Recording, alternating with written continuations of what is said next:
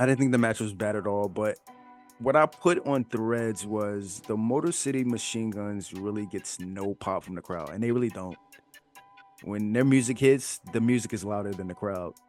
Like, and it's kind of wild because they're actually good in the ring. They're not like you. They'll get a reaction in the ring, or if they do something well, or maybe they just try to force a reaction, like, "Come on, clap for us, guys! Come on!" Like, "Oh yeah, it was good, yeah."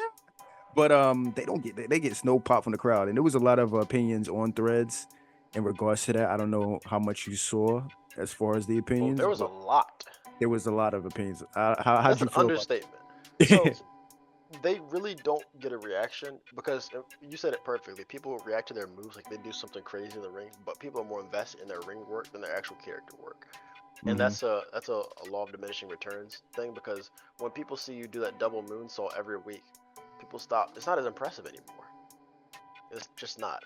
And there was an interview that Jerry Lynn, who's a really influential wrestler from yesteryear, and he does a lot of backstage work. I know he's worked with AEW and just a wellspring of knowledge. And he was saying about the guys who one of the things his pet peeves about wrestlers is when they beg the audience for participation or to get behind them. Like you know how when they do the clapping moments, and then like they'll do a move and they'll stop and they'll pose for the audience. That's it's like he was said that I forget what the exact wording of it was essentially you're supposed to get them through what you're doing. You don't beg the audience for that, and that's where a lot of talent falls short. And I see this across companies, across promotions. But the biggest thing is that people aren't invested in the Motor City Machine Guns because they haven't had prominent character development. We had the backstage segments between Johnny Gargano and Tommaso Ciampa back when they were on good terms. I think we saw some stuff with the Street Profits, but I mean that's just the short and narrow of it. Is that people aren't invested in them as characters. We don't know much about them. What makes Alex Shelley different from Christopher Sabin?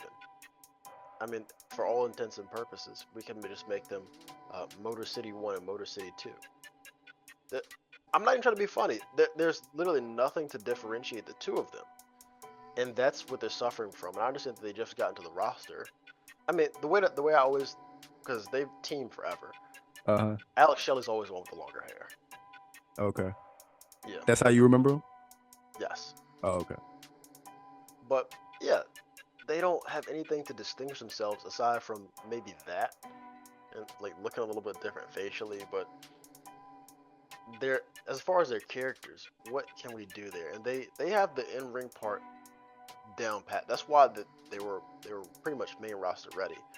But the part that they are suffering with is the character thing. And hopefully on the back end of this, we can get some character motivation, maybe some work with different teams that we haven't seen before, transfer portal. But yeah, people just don't care because we don't know anything about them. We're not invested. And this is a manufactured problem. This is something that could easily be mitigated by giving them time to tell us who they are. Like when they first debut, instead of just being like, "Oh, well, this is one of the biggest signings for that we've had recently." Like put together a promo package. There better be just brilliant promo videos. And what I mean, or vignettes. You know, when they used to back in the day, they used to be the master of these. They still are, but they use them very sparingly. But when they had somebody that was getting a debut on the roster, they would have these videos for the weeks upcoming to show you that person. Now they just put like the person's logo, like they're doing for Penta. It's like the zero miedo, the zero with the slash through it, and they're just showing that. I understand that's supposed to be like a surprise or like breadcrumbs. People who know, we know. But for something like the Motor City Machine Guns, after they signed, in the next week, I think they could have started that show or before that tag team match. Before their first match, they could have showed a package of some of like what they're capable of in the ring, and just how impressive and cohesive they are as a tag team unit, as opposed to just saying, "Well, you guys are a big deal. Here's a championship match." Like even if they were to put them in the title picture as quickly as they did, there are still ways that they could have gotten around that fact and made people more aware, increase some of the things that we would know about them. I mean, they have a partnership with TNA for God's sakes.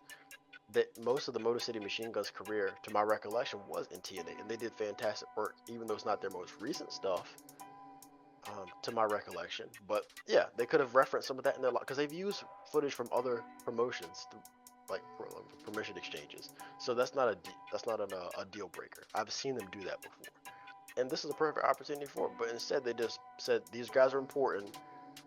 They're in the championship match. They won the titles, but it was all veneer and no substance.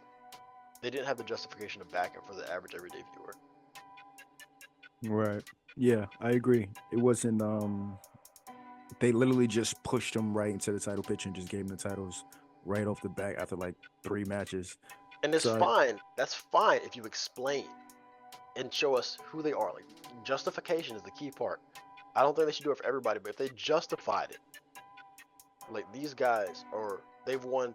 Imagine if they would have said that they won tag team gold in every promotion that they've been in, and they're the best tag team in the world. They were never presented as that. It was just like, oh, these guys are just this is a really big signing. yeah. Because then it would be more legitimacy to it, because people are like, oh well, the best tag team in the world. Mm-hmm. Then people could be fighting them for that title.